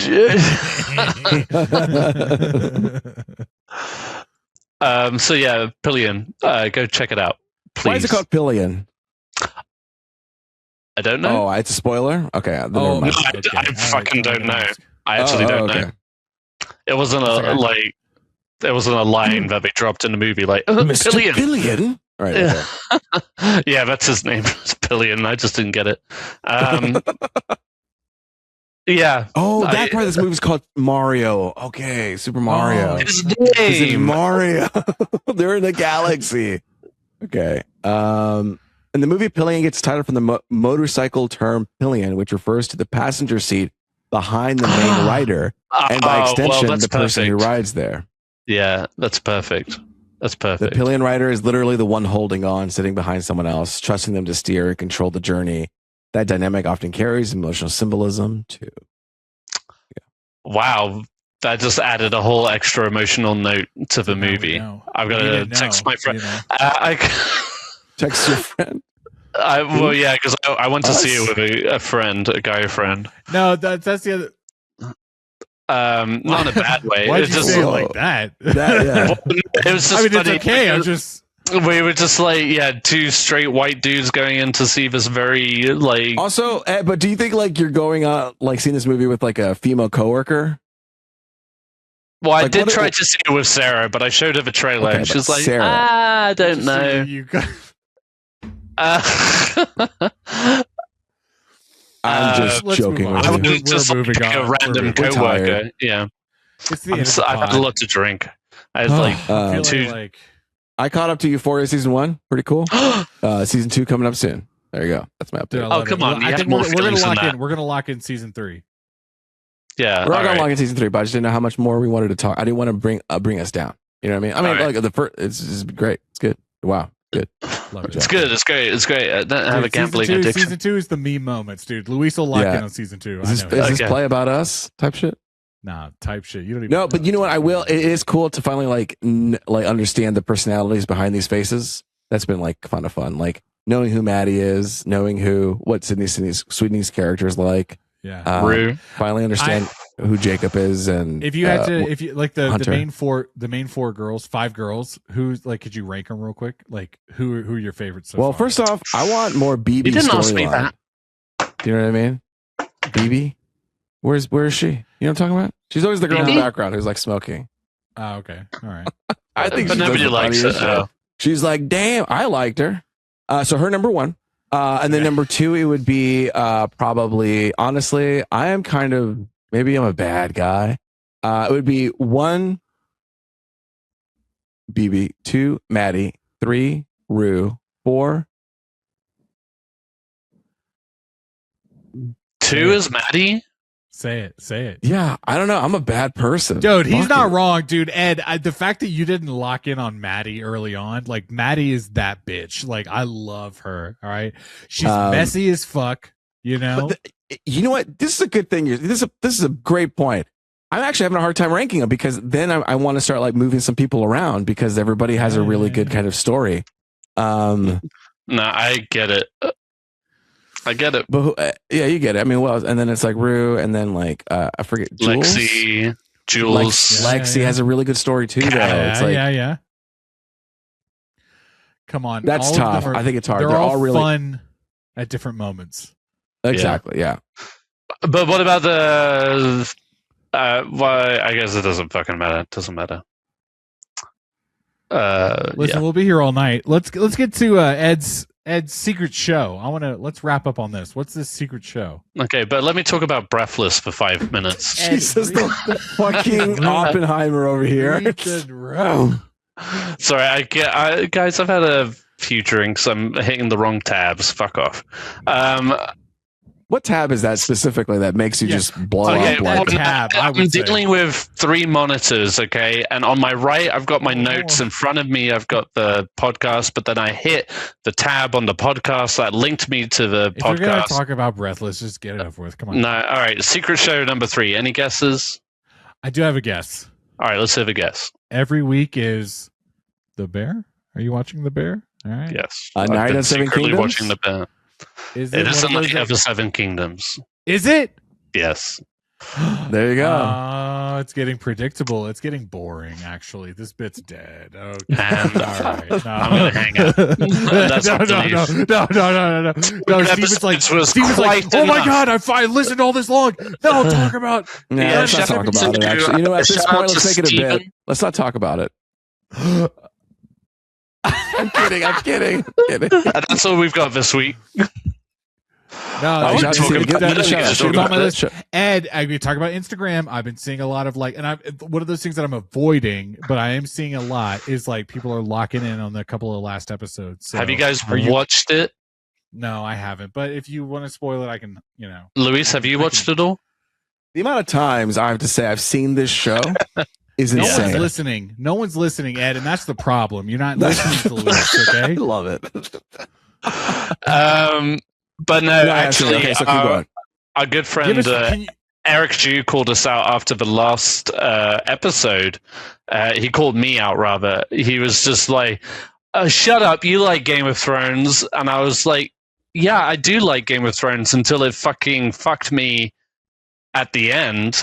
And you did watch two seasons of the Dragon show, so it didn't feel that bad. But my feelings towards the House of Dragon are kind of like meh, because so far they've been a little lackluster. They have, honestly, and they haven't hit the heights, 1, of Game of Thrones, but 2, they just like don't. It feels aimless, and then you've got the actual show's creator saying like, "I have no part in it." So like I'm feeling a little mixed on it, and Miguel, you of all people should know that like this whole multiverse, like I don't need to see every fragment. It's too much. It's too much. It is. And so I was just like ready. I was ready to write it off, but then like Eric came in and he was just like, "Well, it's pretty good." So sometimes you feel like you need to be bullied. Do you want to talk about that? Or we'll get to that later. All right. I mean, yeah. But it's good. Right, it's good. It was good. All right. Episode 200. Thanks, guys. No, don't act like that. No, I'm happy to hear it. Did you actually like it or no? No, you don't like it? Let me out. Let me get it out. No, I did enjoy it. I thought it was what probably made it more appealing was that the story was so singular and it stayed with this pair of people, mostly Sir Duncan the Tall, throughout the whole story. And it was a short 6 episodes. And literally short episodes. There's like 30 minutes, Luis, I think, which was really nice. And I mean, it's a little jarring at first because you're so used to the Game of Thrones / House of Dragon, where I mean, House of Dragon has been like going over an hour. So they're doing comedy length. This is as much a comedy as the fucking Bear is a comedy. I'm sorry. Just because the very first scene is him taking a big ass shit next to that tree. That doesn't make the entire fucking season a comedy. Okay, I'm not even going to tell it anymore. Don't get me started. Do not get me started on the difference between drama and comedy. Oh my god, he took a shit by a tree. This must be a comedy. Well, I'm just saying, okay, if you're going to start your show off like that, then you're clearly like setting some sort of boundary. It's not like Let's do this. Ed, season's over. I'll watch it. Let's get Steven on. Let's do it next week. Okay, let's finish it. We'll talk about it. You're going to watch the whole thing next week? I watched it 6 episodes. I can do it. I watched it in 2 days. I fucking watch it in half. Yeah. All right. I fucking couldn't put it down yet. What fucking line have I crossed? All right. but it's not a comedy. That's a Peaky Blinders reference. What an episode, you guys, dude. I fucking love talking to you guys. I love doing 200 episodes. I want to do 200 more. Okay. We're talking about doing more bits. I think we should, like, you know what I mean? Nips out next episode, you know, like let's all right. shirts halfway there. Skins. You know what I mean? I mean, literally. I mean, not today. I'm wearing my. There we go. There's my deep V. Get him a pair of scissors. He'll cut it down immediately. I saw someone comment on a shirt like that where they called it a navel shirt, and I was like, Ed, 1,000%. They called it a navel shirt because it goes down to your navel. Yeah, that's embarrassing for you. Today, next we're going to talk about A Night of the Seven Kingdoms, the latest HBO Game of Thrones show. We'll talk about that full season. But until then, it's been me, Luis Gonzalez, and with me has been Miguel Sanchez and Deadpool. 200 episodes, you guys. How's that? Why'd you guys get me drunk? Like you told me, we're all gonna drink. Yeah, I've drank like 2 gin old fashions, which the higher proof. I'm fucked up. Like. I've only had LaCroix. You bitch! Fuck you, dude. Is this Lent? You guys were like, what happened to your... I fucking knocked down my screen. That doesn't happen every episode, okay? All right, okay. That was 200. I have a messy house. And Miguel likes to point that out. You got that sequence on your back of your table for weeks, I think. Let me see it. All right, bye, guys.